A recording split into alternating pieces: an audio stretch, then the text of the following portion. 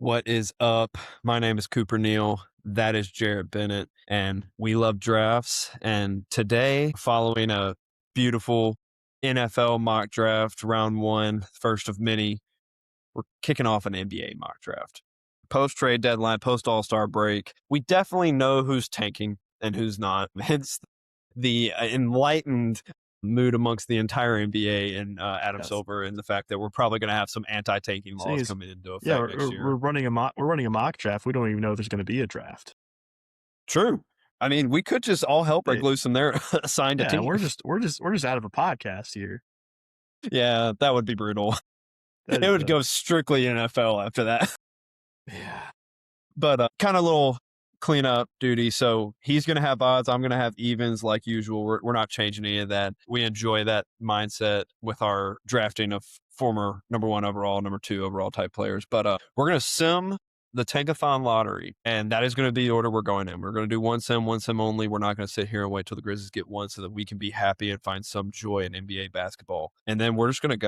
And we're probably not going to take, too long on a lot of prospects. If you want to hear some in-depth breakdown on our top 10 boards, you can go back and look at that video. We did that a couple weeks ago, probably a month ago at this point now, somewhere in that range. Our boards have changed, obviously. You'll probably see that today. But Yeah. if you want to get some in-depth view on about 20 players there, that's the one to go to. And we're not going to do second round because I think second round mock draft is completely pointless at this rate. With the way Yeah. the second round works is it's not even really a draft. Who have we contacted the agents of? Who do we have deals in place for? Because you'll have guys go undrafted that would have been gone in the second round, but they told their agents, or the told team, don't take us. Like Austin Reeves would have been taken. He said, don't draft me. I have a deal lined up already. So first round only. It's the only one with guaranteed contracts. No. I was struggling just to get, I texted you, I was struggling just to get past 24 on my big board. There was no way I was going to have a 60 board. Well, I mean, I could have just thrown out names, but well, I know you have 130, but technically I have 1,100, but this guy. Yeah, you would have been forced to take a Malik Dia in the world. No, he's not in the top 1,000, I don't think. But no, he's horrible. I haven't watched an Ole Miss basketball game in like a month. I don't know about you, but I'll be trying to draft based on what I think the team that's picking will do rather than what I think they should do, which means, Maybe I'll go with what they should do then. That way it's a little different dynamic going here between the drafting. Because I typically do like going based on the team, but we'll just see how I go, how it goes, how I feel, that type of thing. But we're going to try to share my screen to do this Tankathon, and if it crashes, we're just going to lie to you and tell you what the order is. But here we go, Jared. For the first one, I don't know if you can see it or not. We're simming it. Ooh! Grizzlies moved to third. Nice. I don't see it, so nice. Tell me what it is. Okay, well, can you not see it? All right, so no. Sacramento stayed at 1. Okay, Brooklyn moved up to 2. Brooklyn is 2. Oh, here it comes. Did you see it now? Yeah, well, it's loading. Brooklyn's 2. Memphis is 3. Memphis is 3. Pacers 4. Pacers keep their picks. Lucky. Very lucky. By the skin of their teeth. Oh, okay, I can see it now. Okay, Hawks at 5. Via New Orleans. Wizards moved down. Jazz moved down. Grizzlies jumping is great for our brand. I'm just going to put that out there. That is. It really is. Wizards at 6. That's hilarious. Jazz at 7. Wizards and Utah being back-to-back is hilarious. What's at 8? Yeah. All right. I got the order now. Sweet. All right. And we're going to stop sharing the screen so that it stops being chaos. All right. And with that, we have our sim lottery. I think Jared and I would be ecstatic if that happened on the real lottery day. I mean, granted, I'd rather be in the top 2, but I'll take being in the 3 day of the week. I'll take anything in the top 4. Absolutely. But yeah. So after you, my friend. Sacramento Kings. Kick things off here with the Sacramento Kings. And personally speaking, AJ DeBance is number 1 on my board. I'll start with there. But this is the Kings picking. So whoever they're taking has to have some red flags. And I think Darren Peterson, on floor play, I would have him number 1. But there is some real red flags as far as his willingness to play at Kansas and trying to just, do what he has to do to get picked 1, it looks like, and injury stuff. So I'll take Darren Peterson here. That seems like the Kings will do. They need every position under the sun. They have literally nothing. So we'll go with Darren Peterson there. Yeah, and the Kings are just, I don't even know what to describe that entire organization now. If you want to hear my thoughts on that, you can go back to the trade deadline. But moving on to pick 2. And I will say this about Peterson. I like him as a player. I think he's awesome. Yeah. I don't know if this is like one of those things where I don't know if you remember, dadgummit, who's the dude that plays for the Kings that was, or not Kings, Magic, that was on Duke that had all the weird, You're thinking of dadgummit, what Jalen is, Johnson. You're thinking of Jalen Johnson on the Hawks. was it Jalen? Was it Jalen Johnson that did all the weird, like, have to have a special Gatorade and all that stuff? I think that was him. He only played 3 games and he quit on his team. Peterson's nowhere Maybe near that's what I'm that thinking of. like that level of like No, that's not like bad.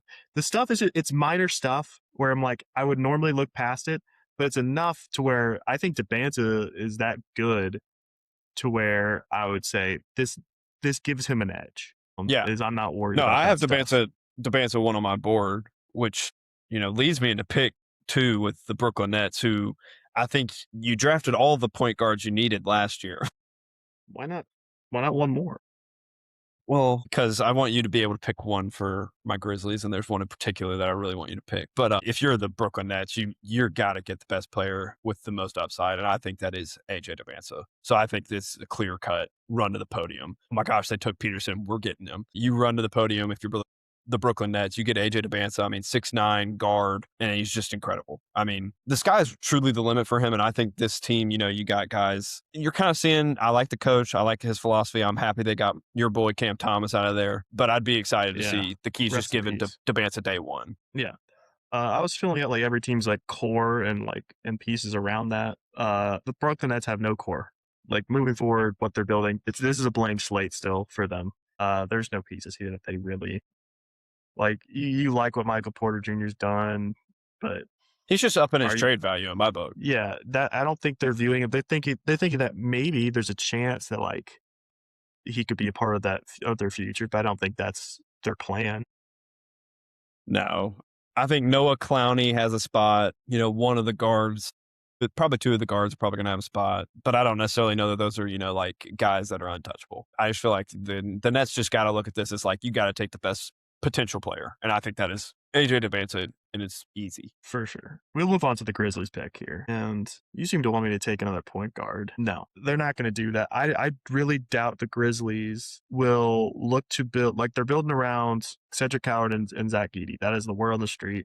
That makes sense. There's still room there at the power forward position and to add another big that would fit really well next to Edey after moving Jaren Jackson. It's hard to find bigs that good. I don't think the Grizzlies this soon after potentially moving off of John Morant will look to add and try to build around another small guard. That's fair. I think they'll look to move in a different direction. That's why I think they'll take Cam Boozer. This is a home run pick, so still at 3. As far as college production, no one has been as productive in college basketball as Cameron Boozer. And He has the consistent. potential. He is like a surefire all-star. Yeah. Like when you look at him, you're like, oh, he's at least Paolo Banchero and potentially could be even better than that. So Paolo was who and I was trying to think of. that's who, yeah. Did he have all those things going on? Because remember, he would only play like 22 minutes a game because they were like, he's so dehydrated and he's sweating so much. So they made him a specialized Gatorade. He did sweat a lot. And I know. And now he's in the league, and that's like not even talked about anymore. Yeah. So I think that's. I don't think it was to the Peterson extent, but that was who I was trying to think of. So now, thank you for saying Paolo. He's fallen into being the third of the big 3 in this draft through no fault of his own because he's been awesome. Disagree. So I think that fits really well with the Grizzlies are building. You can find point guards in many different places. They have other picks in this draft at 17 and at 33, so they can find a point guard there. And they also still have John Morant on the roster. So we think he'll be moved, but maybe that becomes hey, we'll see what this looks like for at least a little bit more. So I don't see them taking Flemings here. As high as I am on Flemings. Yeah. I didn't know how you would go with that, but I like your reasoning behind Cam Boozer. And at the end of the day, I would love to see a Cam Boozer and Zach Edey with Cedric Howard and Jalen Wells. I mean, even if it's not Ja, I love Scotty. It's a tie and we still have a pick and Pippen. So yeah. That's I pretty solid. like it. The Pacers are interesting. And I was really personally hoping that they would not get this pick. Clippers would be because more I feel fun like it's to easier to pick for the Clippers. Yeah. No, I agree. Because in theory, you have Halliburton at the 1. Mm-hmm. You have, they love Ben Shepherd, blanking on the Vanderbilt dude's name at the moment. Neesmith. Thank you, Neesmith. And then you have Jarris Walker, who's been coming on, and you have Pascal Siakam, and then you just traded for Zubac. So I think they were really wanting to get a 2 or a 3 is who I was thinking. which is going to lead me to taking Keaton Wagler. Mm. I don't necessarily know how teams are going to view him, but he's got the size to be a 2 guard. I don't necessarily know if he has the defense of the Kingston Flemings, but you're not going to draft Kingston Flemings with Tyrese Halliburton there, I don't think. I just don't see them doing that. Caleb Wilson was who I was kind of interested in, but I just do not believe that he can play the 3. Like, I think he probably could, but I don't necessarily know if he can do it as good as Wagler can play the 2. So with that, it's kind of an odd pick. It's not who I would probably take just based on like my draft board at this pick, but I think based on the position that they want and they're probably going to look at, I think they're going to go Keaton Wagler. Keaton Wagler, can probably fill into their 2 or 3. Probably 2 though. I don't think he's a 2 big enough to play the 3, but and he could fit. And I think we call it a big 3 this draft, and that's the way it's been presented all year long because there's 3 guys going in. All 3 of those guys were awesome. I think it's a big 6. I think Wilson, Wagler, and Flemings have all done enough to join that group. I think the only reason they're behind is because they weren't in it to begin with, and those guys have given no reason for anyone else to join. I think Wagler's awesome and has some real star potential. I could see them doing that. Pacers it's a weird team to pick with. I didn't want to pick for the Pacers. I was like secretly hoping they fell to 5. And this is probably why they were willing to give up this pick, is they're looking at this like, if we don't get Debans or Peterson, who else is going to who can help us next year? Because they want to win a championship. Who are we reaching next for? Year. Yeah. And Wilson, I think, is the best prospect out of them. I don't see any way you draft a point guard. I don't see. And part of me was going to pick Mikael Brown because I just don't like him, and I could see them doing that. But I just don't have him that high on my board, so I wouldn't have taken him at 4. The value there is not good. I personally think this would probably be Wilson because they're a very analytical front office. True. I don't know. It's just with the Jarris Walker playing well and then Siakam. Yeah, they might trade off this pick too. Honestly, moving back probably wouldn't be a dumb decision for them personally, because I think if Keaton Wagler is the guy you really want, I think you could move back 3 picks, give or take, and you could probably still get him. Yeah, if that's the guy that you like fall in love with. I think he could be there at 7, or you can move back to 10 range and maybe get Mikael Brown. If they're going to do that, it's like, who's the next wing? That's what they need. Yeah, because Nate Min also would probably be the fit of what they're looking for, but you don't take Nate Min at 4. You probably take him. I contemplated it, but I was like, who would I rather take at 4? And I was like, I'd rather Wagler over Min at 4. Yeah. Personally, I would. Yeah, absolutely. I mean, Caleb Wilson and Kingston are the guys that I expect to go here, depending on team. Yes. But Hawks up next. They are. I really like what they're building. Yeah. The core of Jalen Johnson, Onyeka Okongwu, and Dyson Daniels, to me, that's a start of something. And obviously, that's only really one star, but there's some really good pieces around it. What they need is a point guard. After moving off Trae Young, I think they go Kingston Flemings here, and I love that fit. Yeah, I like it. He'd be awesome there. They love just harassing people defensively with their length and looking for steals and really playing the passing lanes. That's what he does really well. Offensively, just being able to get to his spots. It's kind of what they're missing a little bit of is outside of Jalen Johnson, who can go get a bucket. He can go get a bucket. His weakness would also be he's not as much of a playmaker. He is a very good passer, but he's not going to be, I don't think, that's a 10 not what assist a game guy. But Jalen Johnson's an 8 assist a game guy. Like, he playmakes for others. I really like the fit there. Yes. Yeah. Really, I absolutely love that. And that is a player that the Hawks fans will fall head over heels for, because he's going to give his heart out every night. Golly. I would have to pick for the Pacers and the Wizards. I mean, I just have no clue what they're going to do. Like, this could be just in a completely out of left field pick, because obviously, in theory, you have AD and Sarr holding down the front court. Theoretically, you have Trae Johnson, Trae Young, Alaa Coulibaly, Bub Carrington, Kaishan George. This team is such a you-know-what cluster, you-know-what. I think, personally, you have to take Caleb Wilson. Like, you're picking at 6. Yeah. At the end of the day, you can't rely on AD's health. You can't rely on Trae Young, really, either. So, like, I feel like you're in kind of a just take the best player on the board, and I think the best player on the board is Caleb Wilson. I hate this for Caleb Wilson personally, because I think he's been one of the more consistent prospects, because he's 20-10 every night and they win. Yeah. And I think that's what he's going to do. For him, he'll be really good with Trae Young. Yeah. That dude could catch a lob. I like the idea of Sarr and Wilson together. Yeah. As a front court duo. I like the young pieces. It's the Anthony Davis of it all. That's really. And who's to say he even plays? I mean, let's be real. Exactly. Like, We don't even know if he'll play. I don't even know if Trae Young will be there. Like, this is one of those things where I definitely feel like we'll have more clarity on the Wizards picks when we find out, do they re-sign both of them, or is this just we were just trading off of garbage? I don't know. I have no Who clue what knows? the Wizards are doing. But I think you take best player available, and that is Caleb Oh, for Wilson. sure. It's kind Oh, of for crazy that he sure. falls to 6, but we're going to go Caleb Wilson here for the Wizards. Yeah, that means we're going to the Jazz with the 7th pick. Jazz have now, with the Jaren Jackson trade, a very weird roster. Similar situation. If we're looking at what they got, it's George, like what their starting core is next year. It's George, Lauri Markkanen at the 3, Jaren Jackson Jr. at the 4, Walker Kessler at the 5, a slot at that 2 guy or 1, because Keontae George kind of plays both. I think they love a upside pick. They don't really care about character there. I mean, they took Keontae George, and I just And am Ace Bailey. giggling.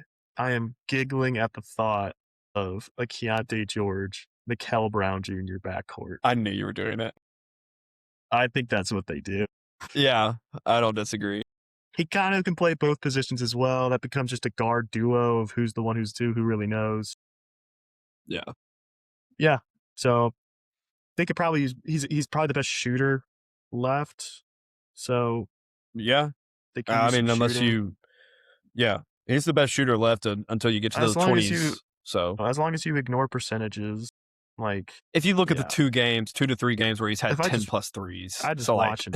But yeah, like I don't love him as a prospect because I think he's more Cam Thomas-esque than anything, but can kind of see that. But I have the same vibe about Mikal Brown that I did about Kobe White when Kobe White was coming out, and that has turned into a 15 to 20 points a game guy. So I think that could very well end up being where he falls. I do believe that this is where the conversation starts for Mikal Brown. I think it's from here to the end of the lottery, because I just think one team's going to be like, he's capable of making 10 threes. Like, at the end of the day, you got to just be like, we can maybe harp on that and get that on a consistent basis when he's not the focal point of other teams' defenses. So I do give him a little bit of grace there. I did just lose the Tankathon thing. So who is at number 8 here?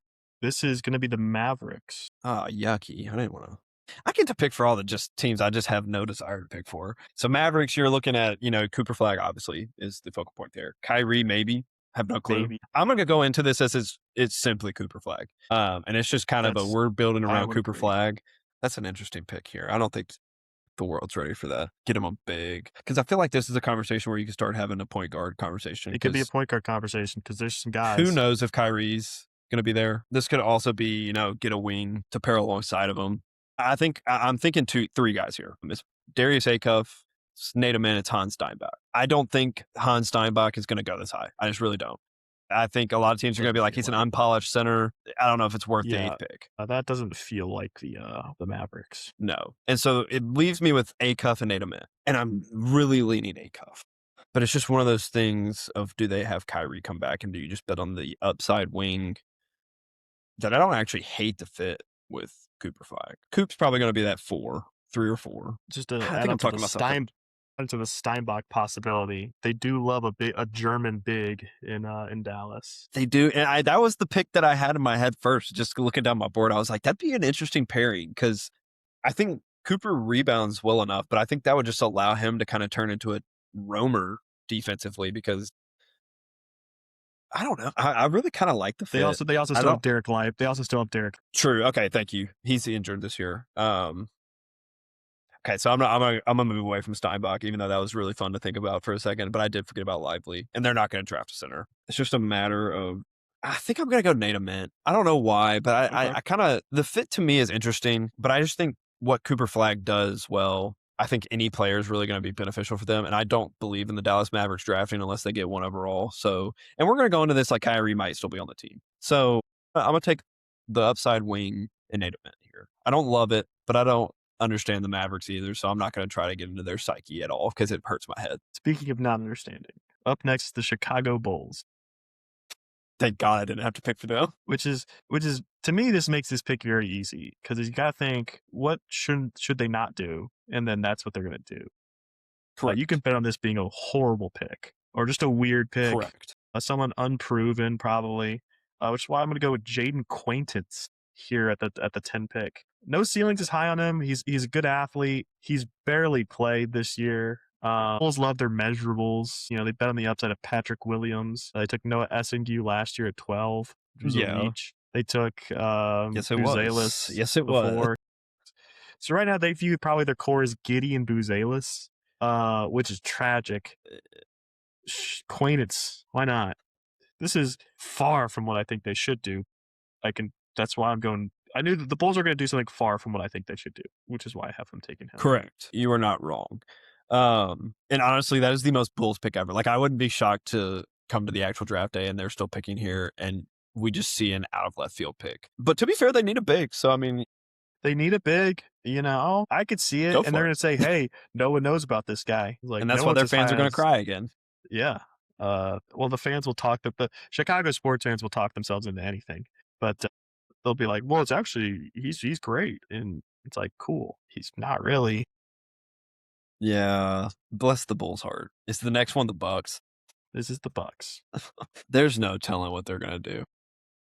Speaking of teams that could do something on left field. Yeah, which is why I've got one person in mind, but I'm going to let my brain sit on it for a second. Because obviously, you see how excited Giannis has been with Cam Thomas. Should he be? No, he should not be, but he is. I love Ryan Rollins a lot. I know you do as well. You obviously got Bobby Portis, I believe. Mm-hmm. Theoretically, Giannis, potentially. Ousmane Chang. Is he still on that? Oh, yeah, he's making like $13 million on that team. You're going to be so mad at me, but this is going to be my out of left field pick for the Milwaukee Bucks. You're going to be mad at me, though. I'm getting Yesufu from Baylor. Because name a pick that is going to have Giannis more angry come draft day than Yesufu. I think Yesufu is a good player. I just don't like the fit with the Bucks, and that's exactly why they would take somebody like Yesufu. Based on last year, their draft alone took my two literal least favorite players that I watched the entire run. I just kept texting you, who was the guy that you were like, you're going to absolutely despise this player? And sure enough, they drafted him. Yeah. He was an overseas player. Yeah. Yeah. And that's not a knock on Yesufu. That's just what the Bucks will do. I definitely like other players. If he has a big combine, this will not be a weird pick at all because the production's been there on both ends of the floor. I think the three-point percentage is a little bit low, but he's had some really nice shooting games as well. Like the volume's there. So I could see, especially if he has a great combine, which if you watch him, he's very athletic. So I could see him having an awesome combine and really jumping up. That leaves, I think, the first fun team to pick with here, the Charlotte Hornets up next. Pretty solid. Here's what their depth chart is. No, they're not going to take Acuff. No. There's a player that you compared to a specific Charlotte Hornets player this year sitting there. That makes some sense. It makes sense. It does make some sense, but it's not really what they do. No. I think they take Hannes Steinbach. Yeah, they do. Here. It's either that or Koa Pete for me. And they just feel like they bank on production from college a lot. Yeah, and Koa Pete's not really had the production. Not at Steinbach's level for sure. So I think that makes some sense for them. Their center position is, I think, underrated with Moussa Diabate and Kalkbrenner, but it's also Moussa Diabate and Ryan Kalkbrenner. So we can fill in we could add some depth there. As well as those guys, they rebound really well and they dunk the ball, which is kind of what they're looking for. But I think they might want to see what they can get if they can get more on that center position. Yeah, I don't disagree. I love Steinbach. You know how I feel about him. And that's some value in my book because he's a top 10 player on my board. So getting him at pick 11 is value. Moves into the Spurs. Also an interesting team to pick for. This lottery is not as fun as I was anticipating for my draft because I'm just getting a bunch of who knows what they're going to do. Because obviously you have Stephon Castle, you drafted Dylan Harper, and you still have the cell. So the guards are pretty much, the guards minutes are kind of locked out. Obviously you have center. You could probably use backup center. If you didn't take Steinbach, I was probably going to take him. Yeah. Because they could have just gotten a backup center. Obviously, Keldon Johnson's still on the team. Wait, don't they also have De'Aaron Fox too? Yeah, they have De'Aaron Fox at point guard. And Dylan Harper. Gosh, yeah, I forget how many guards are on that team. I think you're going to get it. This is going to be the first, they're picking for win now moves. So I think they're going to go for a guy that's going to come in and impact. And I'm just going to take Yaxel Lindeborg. I think he can come in and play some wing minutes for you. I think he's going to be productive out the gate. And he could be a solid role player on the team that's already championship caliber. Yeah, I think that's the position for sure that they're going to go is get a kind of a tweener big that could play both positions. I do think I agree. Like their other option at that point would be compete. I don't see them. I think they're in win now mode as well. So you get a guy who Yeah, can and especially with the play. Carter Bryant pick last year, I just don't see them taking another Yeah, upside pick. I think they're gonna go for it. So yeah, you take Lindeborg here. At least the Blazers up next. Heck do the Blazers do? God only knows because Dame's coming back Let's theoretically. see. They got You got Dame Shaden coming back. Sharp. Shaden Sharp, Denny Abdijah, Klingon, Kamara. I think they're gonna go value here and just take Darius Acuff.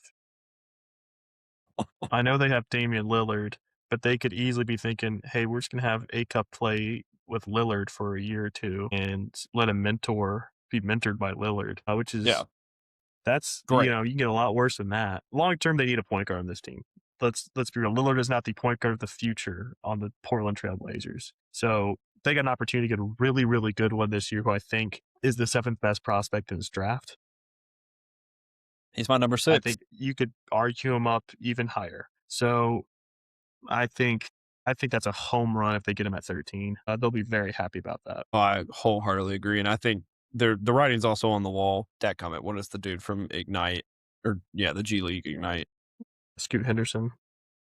Yeah, Yeah. I think the writing's been on the wall with Scoot Henderson. Similar situation, not necessarily similar, exactly similar to Jaden Ivey, but I just think similar situation that writing is on the wall for him. And I think you sit here, you take a guy that's already better in my eyes than Scoot Henderson and Mm-hmm. Darius Acuff, which moves us to the daggum Thunder. Thunder are also an interesting team to pick for. I feel like we've said that for daggum every lottery team, excluding the top 3, because I think you can potentially look to, take a center here and play the future, because obviously there's going to be a world where you probably can't re-sign Hartenstein and Caruso, especially with some of these guys that are about to get paid. So you could be there, but is there a guy that you really are head over heels for this early? Probably. Again, this is value for the Thunder at this point. Then again, you could also just get a guy that I think is going to come in and be a win now. And as much as it pains me, they always tend to take the players that I do really like. And so I'm going to get them Thomas Howell out of Florida. I think he started this season's campaign really strong, waiting for his guards to, figure out how to play basketball again. And I think he's a really strong player.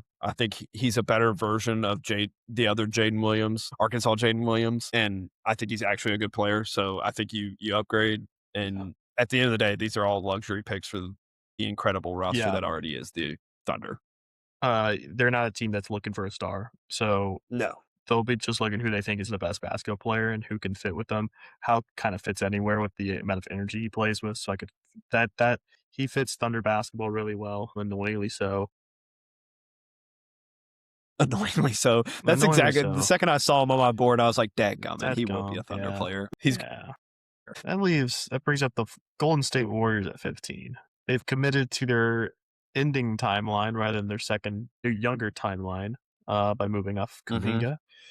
That means they're still building around Stephen Curry and Jimmy Butler. That is the core of their team. Both are over 36 years old. I think at this point you gotta start moving off of trying to replace Draymond Green. I think that's the one you're looking at first as far as who's going to be on their way out soon, and they could use another just big that can play. I think they go Koa P here. Oh, I thought you were about to take the guy I was going to take for the Heat. We were about to fight. Sorry. No, I think that is the one that makes the most from the way they draft. They drafted a Koa P type multiple times. They've always done well. Yeah. He fit really well there as far as just a guy who can play. They love positionless basketball. That's kind of what he is a power forward, but really more of a center. Yeah. Can guard at basically every position. Rim runner would play really well with that system. I think that's what they do. It doesn't solve any of the overarching problem of the Warriors, but it would, I think they'll try again to compete next year with this. So yeah, Warriors are trying to do their best to squeeze out whatever they could out of the last little bit of Steph Curry, and I don't hate that. I really thought you were going to take Joshua Jefferson, if I'm being honest, based on the way you started talking. I know that would have been early, but I really thought that's who you were hyping up for a second because he does play similarly. Not with Pete on the board still, but that No, would be. Pete's I think that's version. I think that's another strong option there. Yeah, but the Miami Heat, a team I bashed rather hard, just for being so mediocre. I'll be honest, Davion Mitchell is your starting point guard. Then you have Tyler Hero and Norman Powell.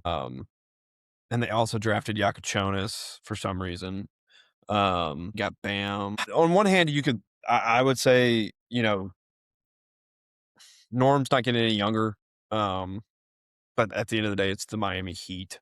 And you got Khalil Ware too. Dak, God, I don't really know where to go with them. Because I was going to go Joshua Jefferson, but then I looked on my board and I see that Braylon Mullins is still there. And you got LeBarian Philon and Braden Burries. So like you could be like, well, we like Davion Mitchell, but maybe we like him more as a backup point guard. And then you pick a guard here. But then again, I just don't love Tyler Hero either. So I'm leaning guard here. As much as I think Joshua Jefferson is Heat culture basketball player, which they could just do that. But I'm actually going to go for recency bias, and I'm going to take Philon. I think him still being here on the board at 16. I think you're getting a good point guard. I think he had a really good game against Arkansas the other day. And I think he, at this point, I don't really understand Heat basketball anymore, but I think you got to get a point guard because Tyler Hero has been injured a lot recently.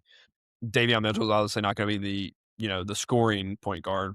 At the end of the day, I have no clue what the Heat are going to do. I'm just going to take best available player. Philon is a very good defender. Philon's very hard nosed. I think that fits pretty well with what they do. That brings up the first team picking twice of the 2026 draft. This is the Memphis Grizzlies back on the board, and yeah, it is. They got some options here. They do. Let me look through this. Let's see. They could try to solve their point guard problems, but with Philon going off the board, this would be Philon if that hadn't been the pick. Yeah. I think there's another point guard. There's a couple other point guards. But I don't think it's just that they're the pick here at 17. It's at 17. I think you go right here and now. I could see this being Braden Berries. Production really high. Grizzlies love that. Winning team, winning player, really solid. Gives him a guard. He's really a 2 guard, but I think he fits pretty well. He could be a really solid player. I think there's some real good potential with him. It's tough to say like what he's going to be because he's been playing at Arizona, who've been just that dominant across the board with some really good upperclassmen on that team. Berry's been awesome. The average 15.5 points on a team like that is crazy impressive. I think that's where the Grizzlies go with this. I don't see him taking a Mullins. That feels very un-Grizzly-like. I don't see him taking a Sturts or a Dallas. No. They took Sturts or Dallas, I would break a TV. Cam Carr was the other one I have thought about as like an option, but I don't think they really want to go like a full another wing. Yeah. And I also think like even if you have Braden Berries being a shooting guard in the league, there is a world where I could see them letting Grizzlies have done this consistently the last like 4 or 5 years at Summer League where they're telling a guard, hey, we're going to put you on ball and you're going to be bringing the ball down the court. So I could see a world where Cedric Howard potentially plays a Summer League and they're like, hey, you're the point guard. So, and I think if you get a Braden Berries, maybe that pushes that way. And Berries is another guy who I think might have some untapped potential as a lead guard because of the role in that team. So his numbers project very similarly kind of to like what Bane did at TCU as far as like the assist numbers and stuff like that. Like this guy, extreme secondary playmaker. And it pushes down the road the question of what do we do with John Morant? Because he fits still with this. You've now set up a John Morant, Berries, Coward, Boozer, Edey lineup, which is, it's interesting. It is interesting. I still think they'll probably move off of him, but I agree. But I think you're posing to the your question, point, you're making it not you make yourself not desperate to move off. Yeah. But also to further your point with Berries, he's playing on one of the best teams in college basketball. And I say team because that team plays very team oriented. It's not one guy every single night. It's very, everybody's going to eat. Now, granted, he might be the leading scorer a couple of nights in a row, but like it's not by design that it's just one person basketball. And that's exactly what our Esalas has going with the Grizzlies. It's very team oriented basketball. The Grizzlies drafting style is both college production and winners in college. They love. Yep. The amount of guys they've had from Duke on that team over the years. Yeah. And they had like 5 Duke players at one point on the team. Yeah. Yeah. I think you come out of a draft with Boozer and Berries. I think you're going home very happy. And that is the potentially of a very good start to a rebuild with the Grizzlies there. Dadgum, it brings me to the next team that's picking twice. The Thunder. They're back. So I'm going to reach for a center here. I'm going to get Patrick Nungba, I believe is how you say his name. Yeah, I don't remember how you say his name, but wildly productive center, 6'11", 250. Again, I mentioned on their first pick, you got to eventually start planning for Hartenstein because I don't think you're going to ever want to not have a true big out there next to skinny legs McGee. So, because I just don't believe he can play the true center in the NBA, especially with the way that the NBA is going back towards a bigger center. I do not believe that they're going to not have insurance on that center position. And eventually they're going to get too expensive where you're not going to be able to re-sign a Hartenstein. So I'm going to go here. There's a bunch of different ways they could go. Like I considered a Braylon Mullins, but I don't know. I think you just got to get insurance on the center. Yeah. Then again, they're probably going to have another pick. I think pick they go center. or two here, I had it between Ngongba or Sanak.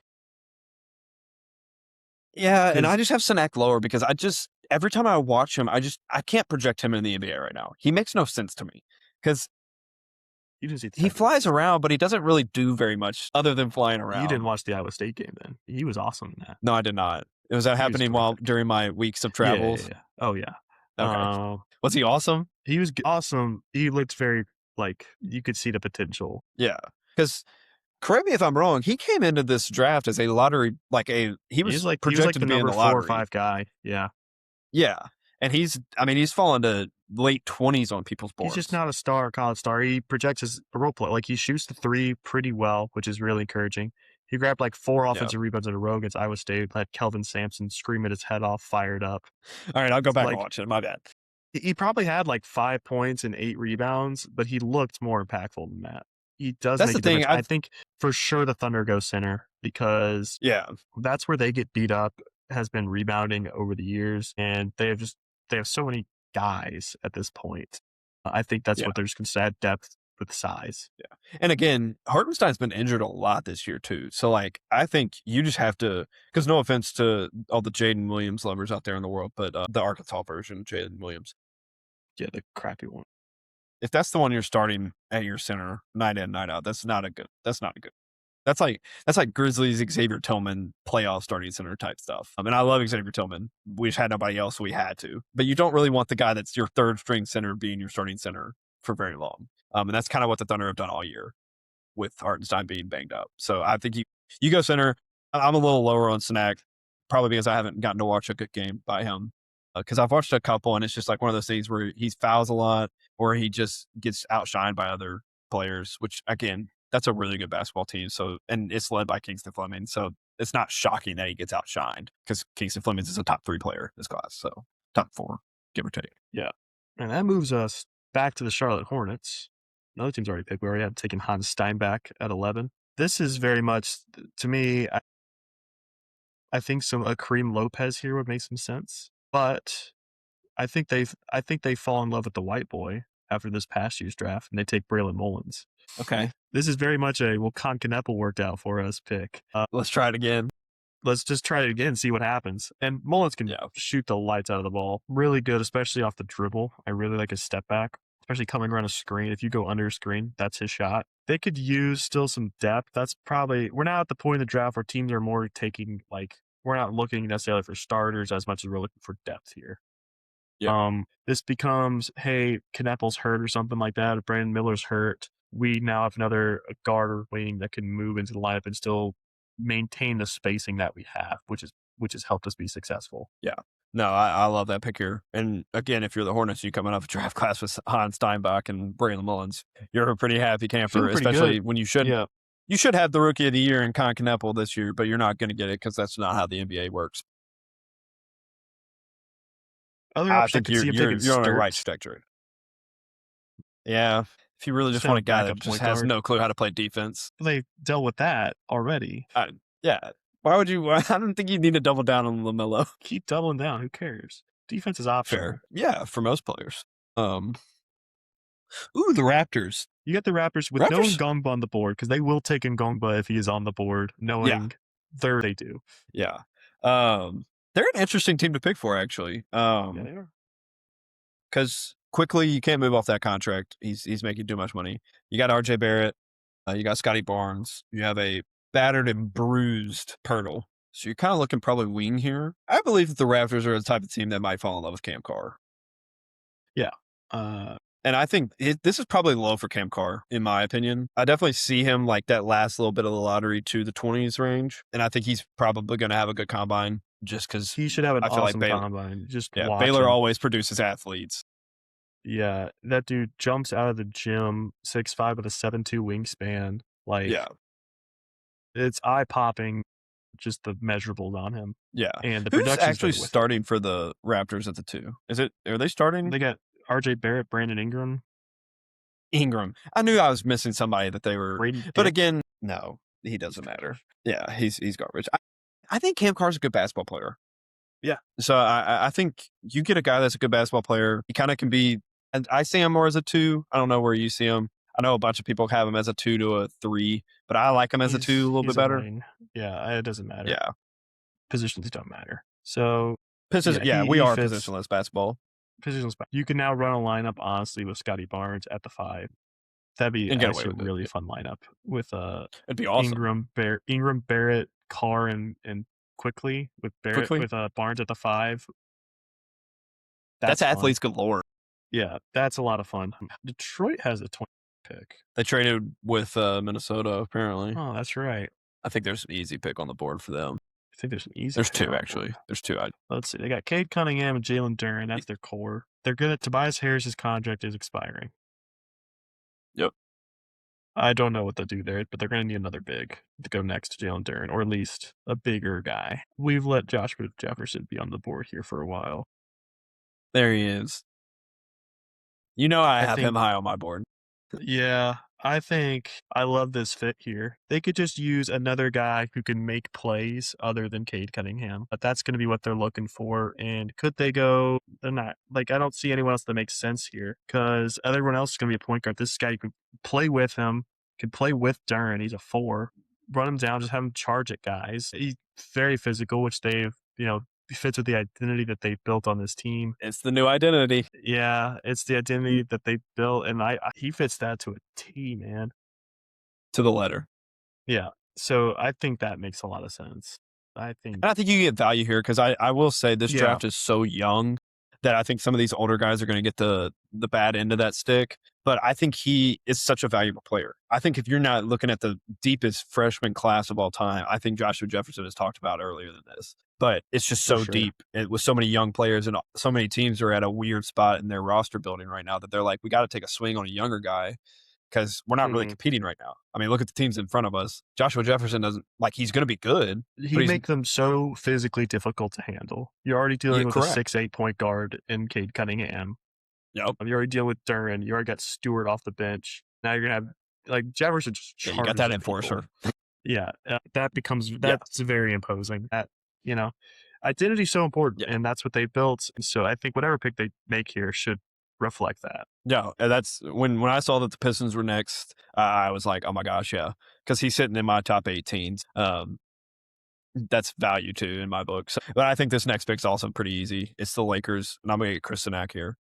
I think I don't believe in a world where DeAndre Ayton is your big. And then they have Jackson Hayes, who shouldn't even be really playing basketball, especially if you're going to take out a mass guy. That's just too low for me. But I think you take the wing on a potentially rim running big next with Luka. I mean, we've seen those pan out.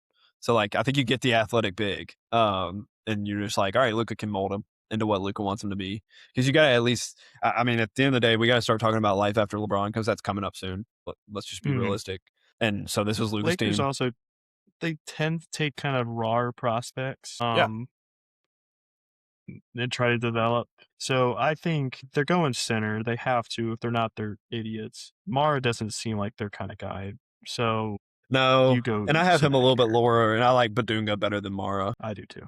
This brings up the Nuggets next. To me, this is a luxury pick. It is. What do they need? Nothing really. They can compete right now.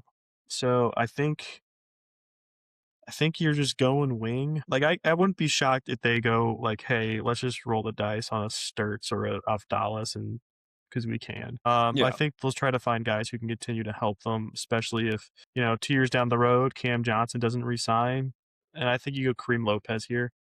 6'9", 215, rebounds, defends, shoots the three ball well. Yeah, I could see him going earlier than this as well. He checks every Yeah. box. The numbers are really good. Playing for the New Zealand Breakers, which is not a terrible league. I think people have underrated what Australia is compared to Europe, and it's not as good. Like the young players are getting to play It's there, still for good. example, but it's still Yeah. quality. Like he's played against Montrezl Harrell this year, so there's that. Good for Montrezl Aaron Harrell still playing Aaron basketball. Baines. I think Bogut might still be playing basketball over there. So there's Heck, yeah, like he's finding a role. You don't typically see a guy this young in Australia put up the numbers he's had, yeah. and he's I think it's more Cam Johnson assurance, which is where the Nuggets are at as a team. I probably would have taken Kareem Lopez here for them too. He's sitting right here on my board and in the 23 spot conveniently, actually. So I that's a good pick for them. And again, they're a team that has their stuff in place. Like this is just purely are you going to come fit our system? Are you going to do what we need you to do? I think Yeah, and guys they would like this pick. Hunter Tyson haven't exactly worked out for them, so I think they just No, go, hey, this guy's good, let's try to get so another one. let's just get another one. Moving on to the New York Knicks. Interesting team. I'm not going to go point guard, so I'm not going to go Anderson or Bennett Sturts here. I think I'm just going to go Nico Abdallas. Seems like a Knicks pick more than anything, for being, brutally honest. Does shout out But to I think, Leandro he's got the size. Morrow. Yeah. They do stuff like He's this. got the size, and I think he's a good player, and he could come in and do what he needs to do for them. He's a hard one to place. I think mainly because he plays for Vatek, who, we deemed them the We Love Drafts team of the year, and then they immediately started just being a horrible basketball team. Hate watching him. Yeah, it's hard to watch now. He's weird because he's 6'9", and he's a point guard. Yeah, and he's a guard. He is truly a guard. He doesn't have a muscle in his body. No. Which is why I could easily see Knicks fans hating him very quickly. I could see them loving him very quickly if he starts with the flashy passes that he throws around, and he can really make some plays. There's some real star upside here.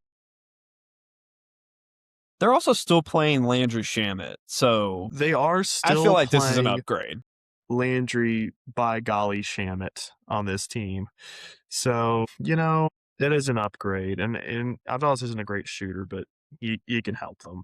That brings up the Hawks again. Let's see. What do we need? You had them getting Kingston Flemings. I got them getting Kingston Flemings, and I love their big four now. They also got Nikhil Alexander-Walker and Jonathan Kuminga on this team. That's a fun athletic team. And they got Mo Gay, who I like, not just for his name. Honestly, they should take it back at point guard, but I don't see them taking 2 point guards in the first round. There was a guy I had in mind, but I don't know if you have him this high on your board. And he's not really had a phenomenal year, but I'm looking through No Ceilings' his entire board and seeing if there's a guy that just makes tons of sense. Not one in their top 60, I'm just like blown away by. Yeah. Yeah, I think maybe you go. I think maybe you go Mara here, if you're the Hawks, because like Okongwu is a very good center, but he's also a 6'8" center. Let's get someone really tall is not a bad strategy in the NBA. It's kind of sometimes just works that way where, hey, especially with how the league's going with bigs, we need someone to match up with a Jokic, with an Edie, with a, whoever that can just be big and match up physically. Mara does that. He shot blocks. He's an amazing shot blocker. He really is. Kind of savage. While I was watching, who is Michigan playing? They're just beating the brakes off them, which is kind of most Michigan games. Everybody. He just he had it looked like he had 5 blocks in one possession, and it was just like he's imposing. The guy can play. He's imposing inside. He'll be hurt by defensive 3 seconds, but that is the one thing for defensive shot blockers at college basketball. We're drafting at 25 here, and they kind of have most needs filled out there. They don't have that size at the center position. Yeah, I agree. You made a better pick than I would have. Which moves us into the 76ers, who they obviously have Embiid still, ? They have Kelly Oubre. Is Paul George expiring, or has he still got a couple years left on that deal? He's got 2 more years after this. And then obviously you got your 2 stars in Tyrese Maxey, still averaging 30-something points per game, and then you got VJ Edgecombe. So I think the guards are locked down. I really do. I'm going to go Badunga here. I think start thinking about life beyond Joel Embiid. While Joel Embiid's been better this year, he's still always injury prone, and it's terrifying because you never know. And I think you just start. I mean, to be fair, I'm pretty sure Drummond's still their backup center potentially. I don't remember. I don't know who their backup center is, but I think that's my thing. Is like they never draft a center. Not Drummond. Yeah, they just could never use draft another center, and I think especially one that's athletic like Badunga, that maybe you could I even think play. I like his fit with Maxey and Edgecombe. I like his fit next to Embiid. I think that might be the way they have to go with Embiid. Is we're going to put another center to just kind of take the brunt of the punishment that the modern NBA center is going to put on Embiid, just so we can have him active. But Dunga, he can take some punishment. He'll dish out. He can dish it out too. Yeah, and that actually lets. That's a good point because that kind of lets Embiid move into like a late career LaMarcus Aldridge. Like LaMarcus Aldridge always played the 4, but he turned into I don't have to play defense at all, and I'm going to just score. Yeah, similar to what Vucevic has done his entire career. So I think you let Joel move into all right, we understand you're going to give us offense. Don't force yourself to die defensively. I think you just have to start thinking about life beyond him. So I'm going to get a center on the board who I really like. I like Badunga. He's going to give you what he's going to give you. And he's a brute and an athletic one at that. This brings up the Celtics, 27. And this will be a purely vibes-based pick. How could the Celtics pass up on Bennett Sturts? Because there's a better point guard available. He's the most Celtics boy who's ever Celticsed. He's Peyton Pritchard 2.0. Yeah, I guarantee they love him. Yeah, similar to why they took like Hugo Gonzalez last year. Is good positional size, playmaking ability, shooting ability, and they'll just figure out the parts that just aren't there, and they'll say, "Hey, what the heck?" And like, I can't really. It's hard for me to imagine Sturts on a different team other than the Celtics. Fair, just who he is. I don't disagree at all. Surprised he didn't transfer to Duke. No, Bennett Sturts, he can fill up the basket, for sure. And he is honestly, Peyton Pritchard is not a horrendous comparison for him. Which brings up the Cavs, who, interesting team now, just got traded away point guard of the future for, I guess, some fun times with James Harden. Yeah. Apparently every team falls into the trap of just really wanting to have fun times with James Harden. I have no clue what they're going to do here because they just traded for Keon Ellis too. So I think you have some guard depth, and I just really don't want to put Christian Anderson on this team. I could see them going with a guy that's probably a little bit older of a prospect. He's not had a phenomenal year. He's still been good. He's just very hot and cold shooting wise. I think I'm going to go Isaiah Evans out of Duke because I'm falling into the part of my board where I just threw a bunch of names down so that I had other names for the board. I think his range is kind of falling more into the second round range. But I think if you're the Cavs, you just got to get a guy. Good player. And they need guard depth. Yeah. Yeah, I could also see an Amari Allen with this pick. The reason I didn't have Amari Allen is because I have not watched much of Amari Allen, so I didn't want to It's fair. I know Isaiah Evans and I've seen him play, so I know what he can and can't do. But who's next? Dallas. Good heavens. Who did I take for them earlier? You took him I meant at 8. Nate Ament. Ooh, you could get. Yeah, we take Christian Anderson here at 29. Who knows with Kyrie Irving? And I think Christian Anderson's a starting level NBA point guard. I agree. I don't know if he's a star, but I've stuck with the George Hill comparison for him. That could be a guy who could really sit well next to Cooper Flag and just be steady. He also can play forever. He never comes out of a game. I think he averages 39 minutes a game this year, which is crazy. He's awesome. He's great. Shoots the ball super well. Over 7 assists a game. I think close to 2 steals or over 2 steals. Yeah.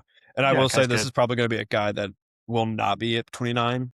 I do not believe he'll be available at 29, especially with JT Toppin going down. I think you're about to see an uptick in his scoring. I really do. I'm curious to see what Texas Tech looks like post JT Toppin. Yeah. Which is brutal for JT Toppin, but also it could be really beneficial for a Christian Anderson. Could be. I don't know how much their scoring really overlapped with each other from watching them. It seemed like kind of they did their own thing. Yeah. Separate of each other. They did, but I think maybe you see a little bit more of a shot creation and less playmaking attitude. He's gonna have to force a lot more, which could be Yeah. good, could be bad. We'll see what happens. We'll see. And it could be also one of those things where a bunch of teams just look at it and they're like, look, this is what he's going to do when he has a guy that they're not solely focused on him versus, if he goes out there and he shot creates lights out, they're going to be like, oh, all right, we need to start talking about you a little earlier. Yeah. And let's be clear, he would not get past the next pick. No. Which is chance. why I could do the savvy vet move here or get the you're really, really a freshman move. So I could go the Rob Dillingham route or I could go the Tyus Jones route. What do you think the Minnesota Timberwolves would do? They need a playmaking, set the table point guard. They need somebody to just balance out that offense. That's not what I asked. It's not what I purely vibes. They would take Malik Thomas. They're taking Malik Thomas for sure. Purely vibes. That's who they're taking. Should Not they? Really no, they should 1000% take Braden Smith. Yeah, at that point, absolutely.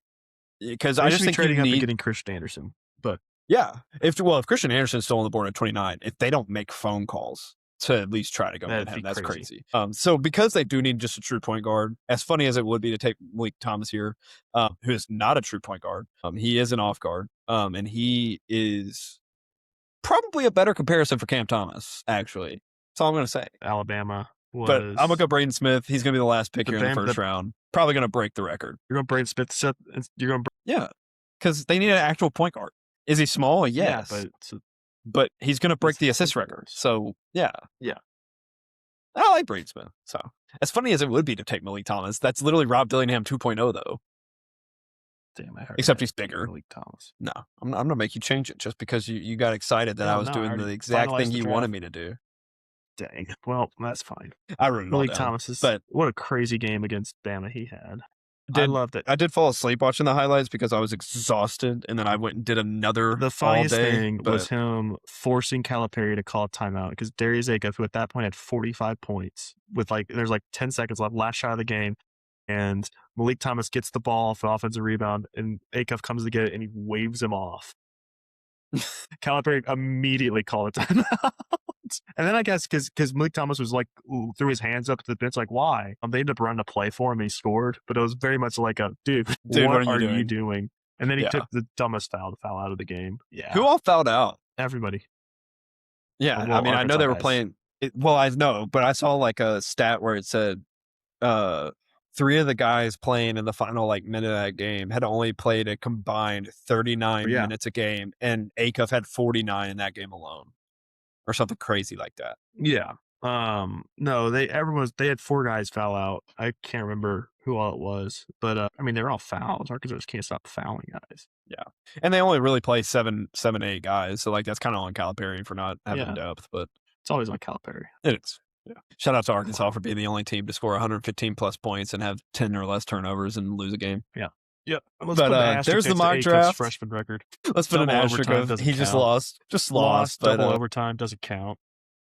Yeah, no, and the fact that we had him going 13 is kind of blasphemy because he's a top. No, yeah, because I think, he's incredible. I think if Grizzlies don't move into the top 3, I see a world where they take an Acuff. Yeah, for sure. I think that's probably what they're going to try to do. Yeah, even at 8. And it becomes your guys after your top 4 to me, or top 6, or whatever. It would be Acuff, Phylon, and you hope maybe one of them falls to 17, and then it becomes, you figure it out. Yeah, but obviously fun first draft. I think it opened our eyes too, especially mine, because there's a couple weird teams that kind of linger through this draft. It's you can have these guys high on your board, but then you got to remember that the Bulls exist, and then you gotta throw your board out the window and just look at who's a guy high that's random that you don't get, and then you take him. It's the 2 teams within the same range of each other. The Bulls and Bucks just do weird things all the time. Just do something weird, and you got to live with it. You can see who the idiots are very quickly. Yeah, for sure. But we'll have this coming out, and we're gonna probably wait another. We'll let the season kind of keep unfolding, see how the tanking teams are doing, and then we'll probably do another one. NFL Combine starts in 3 days, so we'll definitely have a post Combine NFL one again, because that'll definitely move some things around. It might be a little longer one, because Jennings Dunker first round will probably fly. Could be. He's awesome. He has Just, so much caffeine before he goes into practices and yeah, he games, does. though. He Just will have a heart attack eventually. Love he's Jimmy Stalker. magnificent. Yeah, he is. But that's all I got today. Garrett, you got anything else? Saturday, tomorrow when we're recording this, is a humongous college basketball day. We Yeah, it have is. number 2 versus number 4, as well as number 1 versus number 3. We got It's that's Arizona are those in versus the same time? one's a little bit earlier. Okay, good. I Who's was gonna number be 2? really mad at Kind of intrigued. TV scheduling if it was Yeah. uh here, I'll go pull it up real quick. Who on earth is number 2 in the country right now? 'Cause I completely forgot. Well, they just Because changed it, Arizona, which is why I was like, this is why I I can't have no place it. clue. Is it not Michigan? Michigan's number 1. They're playing Duke. That's awesome. Houston and Arizona, and then Iowa There it State, is. BYU to close the day. Houston, And Arizona's at 3:00, 2:00 your time. Michigan, Duke's at 6:30, so 5:30 your time, and then Iowa State, BYU at 10:30, 9:30 your time. That's awesome. Back to back to back games are going to be loaded. We'll be tuned into all those. So everybody, make sure you lock in. We're gonna come back with shorts eventually. I was traveling the last week, and it's been kind of chaos. So we'll sit down eventually and get those recorded and get those back out. But as always, Jaret, hope you have a great one, and we will talk again soon. Peace.